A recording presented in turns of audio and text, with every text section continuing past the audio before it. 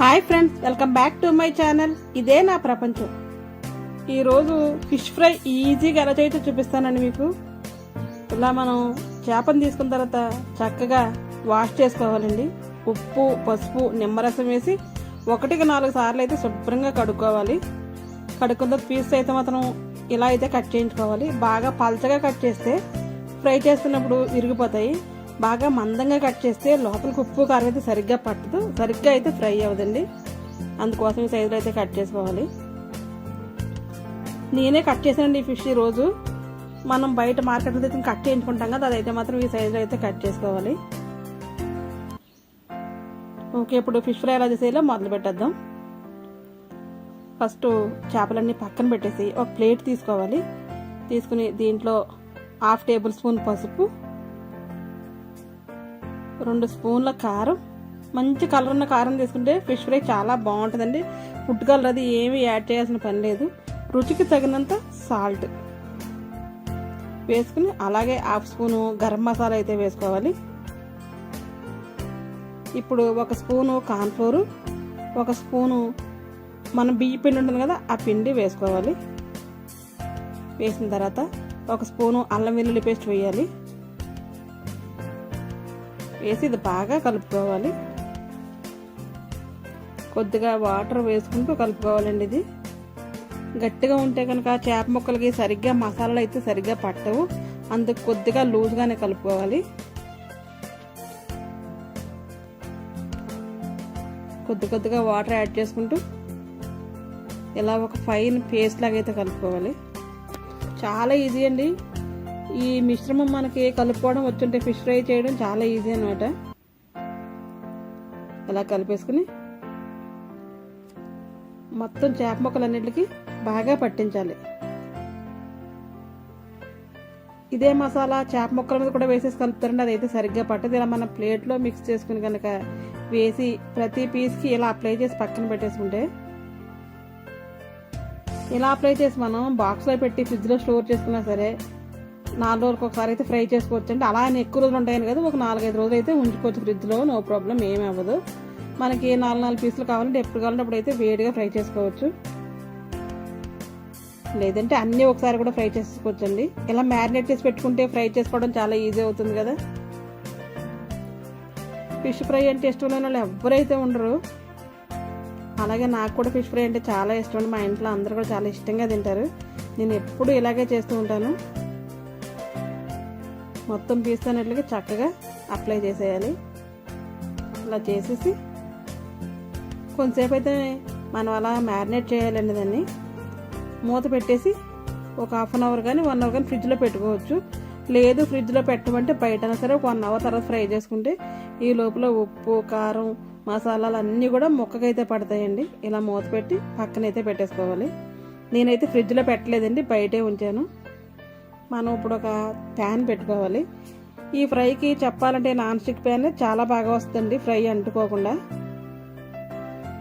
ఇలా మనం చపాతీ కానీ దోశ కానీ కాల్చే ప్యాన్స్ ఉంటాయి కదా, అవి తీసుకుని నేనైతే ఫ్రైకి ఒక ప్యాన్ సెపరేట్గా పెట్టుకుంటాను. స్టవ్ వెలిగించి ప్యాన్ వేడైన తర్వాత కొద్దిగా ఆయిల్ అయితే వేసుకోవాలి. దీనికి పెద్దగా ఆయిల్ అయితే పట్టదండి. మనం డీప్ ఫ్రై అయితే చేయక్కర్లేదు, షాలో ఫ్రై చేసినా కూడా చాలా చక్కగా ఫ్రై అయిపోతాయి. అలా వేసి కొంచెంసేపు వేడైన తర్వాత, అలానే బాగా ఎక్కువగా వేడైతే అయిపోకూడదు, కొద్దిగా వేడైన తర్వాత ఫిష్ వేసేసుకోవాలి. లేదంటే వేసిన వెంటనే ఫిష్ మాడిపోతుందండి.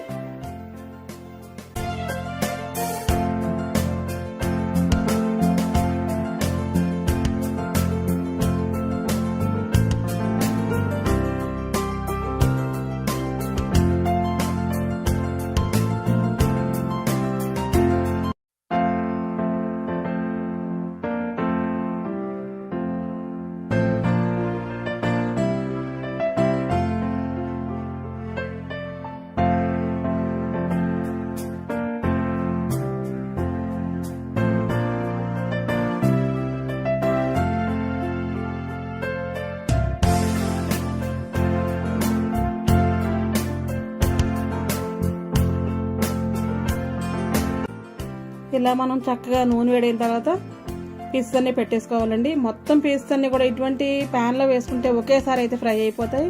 నేను దగ్గర 11 పీసెస్ అయితే వేసాను. మీడియం సైజ్ ముక్కలు కాబట్టి పెద్ద అయితే కొద్దిగా తక్కువ పట్టవచ్చు. అన్నీ ఒకసారి చక్కగా ఫ్రై చేసుకోవచ్చు. ఇలా మనం కొద్దిగా ఫ్రై అయిన తర్వాత మొత్తం ఫ్రై అయ్యే వరకు అస్సలు ఉండకూడదండి. ఫిష్ ఫ్రై చేసేటప్పుడు మీడియం ఫ్లేమ్ మీద పెట్టుకుని ఇలా అటు ఇటు తిప్పుకుంటూ ఫ్రై చేసుకోవాలి.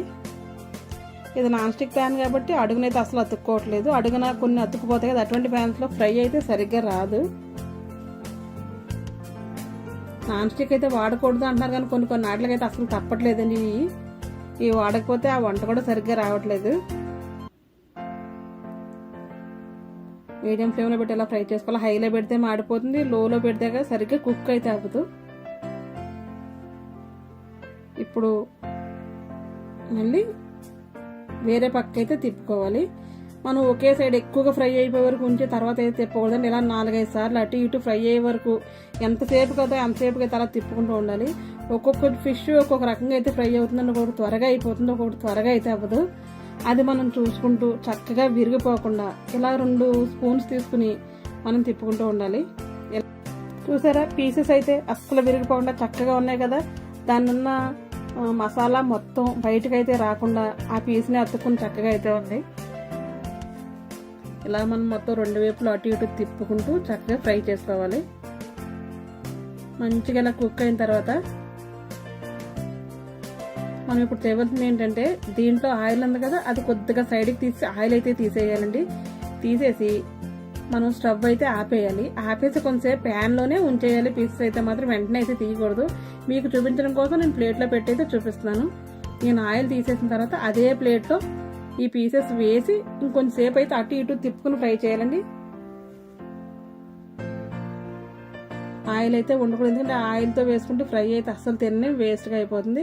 మనం ఏదైనా కర్రీ చేసుకుంటే ఫిష్ కర్రీ అయితే దాంట్లో వేసుకోవచ్చు, లేదంటే పక్కన పెట్టేయడం. ఇంకా నేనైతే ఈవినింగ్ చేపల పులుసు చేద్దాం అనుకుంటున్నానండి. ఈ ఫ్రై చేసిన తర్వాత మిగులుతాయి కదా తల, తోక, మధ్యలో కొన్ని ముక్కలు అవి అయితే పులుసు పెడతాను. దాంట్లో అయితే ఆయిల్ వేసేద్దాం అనుకుంటున్నాను. ఈ ఫ్రై మీకు నచ్చిందంటే నచ్చితే కనుక తప్పకుండా ఒకసారి ట్రై చేయండి, చాలా బాగుంటుంది. మీకు ఎవరికన్నా నచ్చితే మీకు కూడా ఎలా వచ్చింటే నాకు కమెంట్ బాక్స్లో కమెంట్ ఇచ్చేయండి. నా ఛానల్ కనుక ఎవరైనా ఫస్ట్ టైం చూస్తుంటే తప్పకుండా సబ్స్క్రైబ్ అయితే చేసుకోండి. ఛానల్ ఇటువంటి వీడియోస్ మంచి వీడియోస్ చాలా ఉన్నాయండి. ఒకసారి చూసి మీకు తెలిసిన వాళ్ళకైతే మాత్రం షేర్ అయితే చేయండి. ఈ రోజుకి ఇదేనండి వీడియో. మరొక వీడియోతో మళ్ళీ కలుద్దాం. అప్పటి వరకు ఉంటాను. Thanks for watching my channel. మరొక వీడియోతో మళ్ళీ కలుద్దాం. అప్పటి వరకు బాయ్ అండి. ఒక్కసారి టేస్ట్ చేస్తే అదిరిపోయింది ఫ్రై అయితే.